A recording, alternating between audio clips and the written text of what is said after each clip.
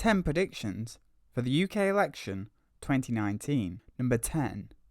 The Labour Party candle is being burnt from both ends. So if we just take Brexit as the key issue of this election, then it's obvious that the Labour Party are going to have to fight off many battles. On the Remain side, the Liberal Democrats, who want to revoke Article 50, will be taking votes along with the rest of the Remain alliance. While on the Leave side, you have people who wouldn't mind voting Tory and the people who would never vote Tory. And they have a choice between either leaving the EU with a deal with the Conservative Party or potentially leaving without a deal with the Brexit Party.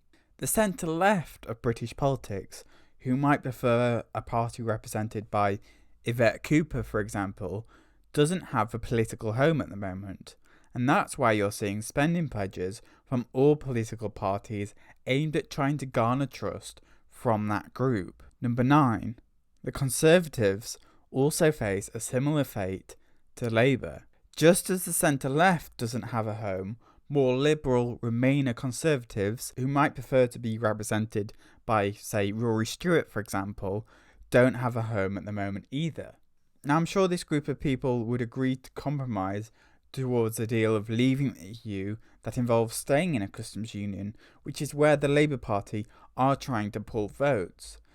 But the Labour Party at the moment is also strongly against more conservative spending, which favours corporations, and that alienates more liberal Conservatives. Even the Conservatives themselves have launched a campaign with more liberal spending pledges, such as raising the threshold for national insurance contributions and a pledge not to cut corporation tax any further. But, and it's a big but, the Conservatives are all about leaving the customs union and the single market. So you might say, what about the Liberal Democrats? But when you consider that a vote cast in a constituency is a vote on who's most likely to become your MP and make up the government, then the Lib Dems don't look like a good investment for voters, apart from in select areas in the south. Number 8. Labour is making a mistake with the SNP. So the Labour Party has made a promise to have a Scottish independence referendum after 2021. The idea being that they can gain votes from anti-Tory Scots. But this whole pledge presents problems for the Labour Party. Firstly is kind of the admittance that the Labour Party won't win a majority, and therefore the pledge is to make it possible to form a coalition with the SNP after the election in order to form a government. Which, if you're Scottish and want independence, why not just vote for the SNP anyway, instead of voting for the Scottish Labour Party? Then is the lack of trust argument, which is that if the Labour Party has long campaigned for Scotland to remain part of the Union, why should a vote for the Labour mean a vote for independence? Then if you're English and you don't want to see Scotland go and leave the UK, then this is your chance to say no to that by not voting Labour. And then, who do you vote for if you are Scottish and more left-wing, but not in favour of independence? Number 7. Voters' views on Brexit are already made up. However you voted in 2016, there has been errors on both sides of the ongoing campaign. Remainers make the argument that the 2016 referendum was full of lies and invalid because of who turned up, the winning vote share, and the areas of the UK that voted to remain. Leavers focus on the fact that we were told that the vote in 2016 was a once-in-a-lifetime opportunity, and that a majority of people voted to leave the EU.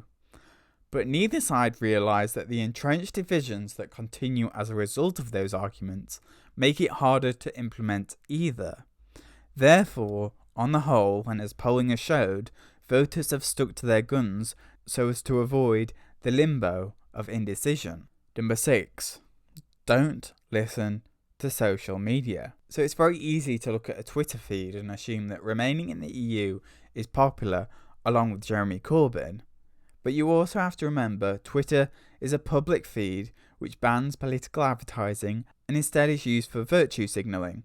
In other words, the most agreeable statements get retweeted and liked, making it favour the predominantly younger audiences who use social media, who follow community guidelines in a public forum and favour left-wing views, as polling has shown. Switch to the harder to find and therefore harder to report more right-leaning YouTube videos and Facebook groups, and you find echo chambers of older anti-establishment people who perhaps don't pay a TV licence and instead watch YouTube. These comments tend to support leaving the EU, the Brexit Party and Boris Johnson. In other words, you can't predict an election, or I'd argue accurately report reaction to events using a single social media. Number 5. The age of electoral swing is over. So it used to be that every election the broadcasters would bring out their swingometers, showing the swing from Labour to Conservatives or back the other way. But polling before the election was announced, along with recent election results, show that up to a third of votes, if not more in some areas, can go to other parties, the Lib Dems, the Brexit Party and the SNP. If voters do go back to the more binary options of Labour or the Conservatives, then it's not necessarily a reflection of who has switched between one party or the other from Labour to the Tories or back the other way, but more a reflection on which of the other parties have failed to prove enough legitimacy in the general election circumstance, and where votes have moved. Generally, polling shows the Lib Dems are eating into Labour votes, and the Brexit Party are eating into Tory votes. Number 4. The Conservative Party policy is too simple. So the biggest policy of the Conservatives, get Brexit done, oversimplifies what is a very long-term and complex issue. For some, this is a welcome relief to the past 2 years of news which needed a PhD to understand, but to others it comes across as naive. Passing the existing withdrawal agreement through the House of Commons requires a majority government to make very few amendments to the deal, all before January the 31st. The EU would also have to agree to the deal before the UK would enter into the transition period. Brexit would not really be done until a trade deal is agreed between the UK and the EU, and this could take an indefinite period of time, during which the UK would be within the customs union and single market during the transition period. But the argument is that by voting Conservative, you can at least give Parliament a majority of MPs who favour leaving the EU, making the process easier. Now the counter-argument to that is that by having MPs more worried about other things in British politics rather than leaving the EU, those other things can get looked at more. Number 3. The Labour Party policy is too complex. So just as the Conservative Party policy is too simple, Labour are struggling to explain or sell their Brexit policy. Yes, the Labour Party are offering a way to remain in the EU, and yes, they are the most likely Remain party to hold enough seats in Parliament to form a government, but that mandate to remain in the EU might depend on a coalition with the SNP. As for the mandate for leaving, well, that will require a further extension to Article 50, after which a deal that involves staying in a customs union with single market access will be negotiated.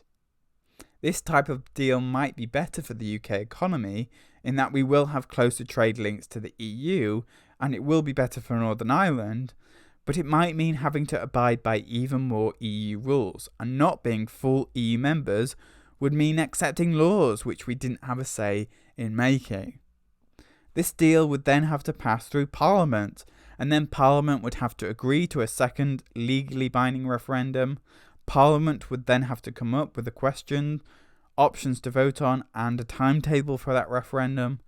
And now here's the problem: even if that does all happen, and it's a big if because it's dependent on so many variables, then voting Labour as of right now might mean that if you're a Remainer, we don't remain in the EU, and if you're a Leaver, we either remain in the EU or we leave, but not on as strict terms as the Conservatives, meaning we couldn't make trade deals independent to the UK. While the referendum result is proposed to be legally binding, what if the result itself is inconclusive or different depending on which nation of the UK you're in? On the other hand, you could say that putting it to the people is a very simple message. But if it is simple, then it faces the same kind of naivety argument I made about the Conservative Party policy. Either way, there's not an easy way around Brexit for either of the main parties. Number 2, the election is about short-term versus long-term. Most of the time, whenever there is an election, the opposition tend to look at the incumbent government's record over the past however many years and pick flaws in it. Likewise, by now, the Conservatives are struggling to get the electorate to remember the last Labour government and their deficit, when austerity and Brexit have had much more of an effect on the electorate of today. But the electorate has a choice between two short-term possibilities which will drastically affect the economic and political landscape in the long-term future. Either get Brexit done and build policies on the basis the UK will be outside the EU, or have a second referendum and build policies on the basis the UK will have a close relationship with the EU, if not inside the EU. There's no denying that Brexit affects everything, and that means that all policies outside of it are dependent on huge what-ifs. The Lib Dems' Brexit bonus, for example, is dependent on the UK economy getting better by remaining in the EU, but the uncertainty created from leavers still wanting to leave, even with a very unlikely Lib Dem majority, might mean the economy doesn't grow as hoped. The Conservative Australian-style point-based immigration system is dependent on us leaving the EU, but if a trade deal can't be agreed before the next election, we still might not leave the EU. And Labour's immigration policy is still outstanding, as in not done yet. They say that if we remain in the EU, freedom of movement would continue, and if we leave it, it will be subject to negotiations, but they recognise the social and economic benefits that freedom of movement has brought, both in terms of EU citizens here and UK citizens abroad, and they will seek to protect those rights. Also, all parties have made ambitious long-term goals for the environment, to be carbon neutral. But again, this is all dependent on our economic needs. In other words, I think the electorate will be more concerned with the short-term goals because the long-term goals so heavily rely on them. And number 1, this is the Brexit election, which makes it unpredictable. So normally with elections, if the incumbent government has been reigning too long and made lots of mistakes involving the economy, wars and public services, they tend to lose the election. The country fluctuates. We choose a Tory government who not necessarily successfully looks for economic treasure, and then we choose a Labour government to spend it until it's all spent, and then we go again on the hunt for treasure with a Tory government. But this time we've had a Tory government look for the economic treasures that included austerity that meant that the UK could reduce the deficit, but we still have some of that deficit. So when an unpopular Labour leader like Jeremy Corbyn promises to make major spendings, whilst we still are at full speed towards Brexit Island, the electorate can see a potential danger in making a hole in the economic hull of the ship. Likewise, the Tories are also planning more spending than they would normally in order to persuade us on this journey towards Brexit. But we have no idea what lies beyond Brexit. Is it, as Labour would have you believe, a secretly evil Tory government willing to sell parts of the NHS and other public services just to get to Trade Deal Island? Or is it, as the Tories would have you believe, a Labour government willing to use up all our resources and not even get to Trade Deal Island?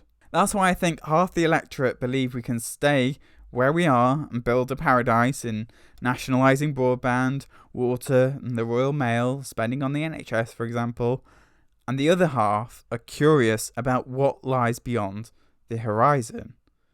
The Labour Party would therefore prefer not to acknowledge the existence of Brexit, while the Tories are all about it. But who will you vote for?